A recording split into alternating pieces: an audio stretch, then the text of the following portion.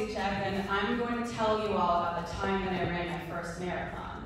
And, well, thank you, but I think I might know what some of you might be thinking, like, okay, lady who I've never seen before in my entire life, I don't really care about the fact that you ran a marathon, and I'd probably be right, but this is theater, so it's not really about the time when I ran my first marathon. Come on.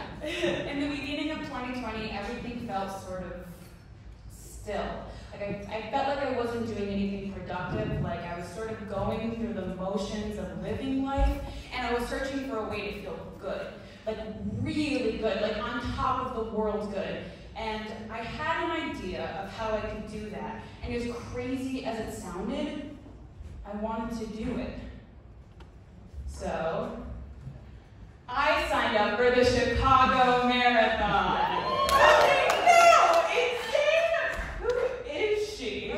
I've always been a fan of running, but the farthest I had ever gone in my entire life was like 8 miles, and that seemed crazy enough, but I don't know, something inside of me just like wanted to do it. I wanted to like test my strength, to push myself beyond my limits, to see how far I could fly, and the other inspiring bullshit. Training started in June, and I was somehow ready. Due to extreme circumstances beyond our control, some might even call them unprecedented, gag, the marathon was canceled.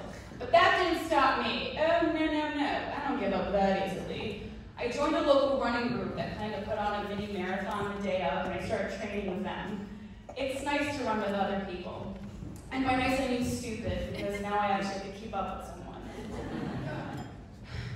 I'm up at 4 in the morning on the day of the marathon chugging coffee because I just really want to shit before my run. I'm so nervous to get this thing done, I can barely think straight. So I just throw on the outfit I planned the night before and start loading up my podcast. I pick the ones that seem most like appropriate for the day, so lots of like murdering and stabbing and dismembering, keeping it light. There's no official go, since it's just a bunch of crazy runners who are doing this all on their own, but I swear I can hear the gun go off when I press start on my watch. Somehow, and for the life of me, I will never know how, but I make it halfway. I'm still alive. I'm still breathing, and I'm still running. Then, something happens at mile 17. I see a photographer. He's kneeling down on the side of the path next to the water station, taking pictures of runners. I see the lens shatter, hear the sound of a picture being taken, and I start to panic.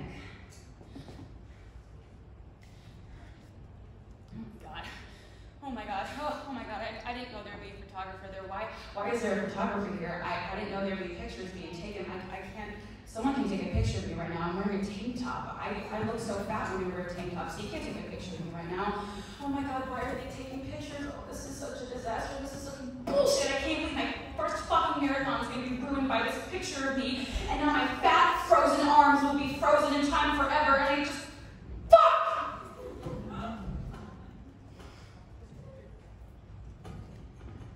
I am running a marathon.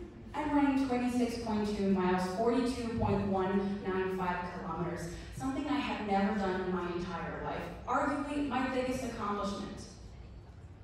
And all I can think about is how I look.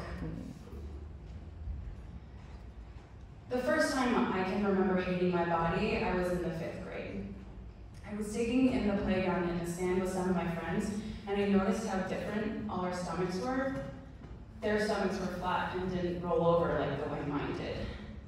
Mine spilled onto my thighs. And I hated it. I wanted to be different. I wanted to look different, to be thin like my friends. I wanted to be thin. Since I was 10 years old, I have been obsessed with making myself look as small as possible. For 16 years, I have done nothing but obsess about the way I look. I cannot believe how much time in my life I have wasted thinking about how I look. I think about how I look when I'm out with my friends when I should be listening to them. I think about how I look when I'm FaceTiming my sister when I should be listening to her. I think about how I look from the second I wake up in the morning until the second I fall asleep at night. It's fucking annoying, and I wanted to stop.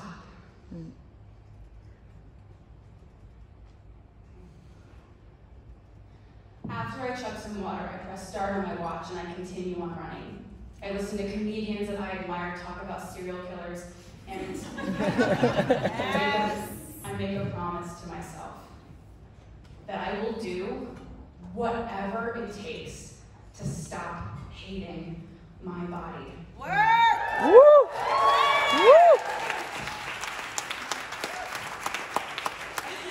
After I crossed that finish line, I started anew. I began therapy, journaling, intuitive eating, telling myself how much I love myself.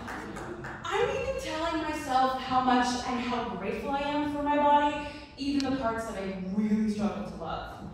I'm grateful for my legs, for keeping me standing, for my arms, to be able to hug those I love, and for my stomach to hold all the food that I enjoy eating.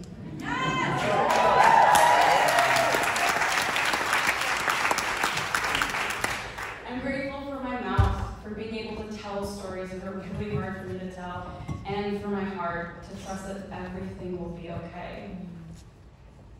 This journey is tough. It's really tough.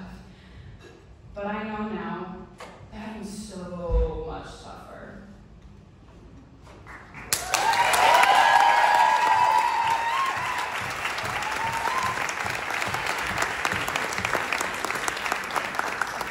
See?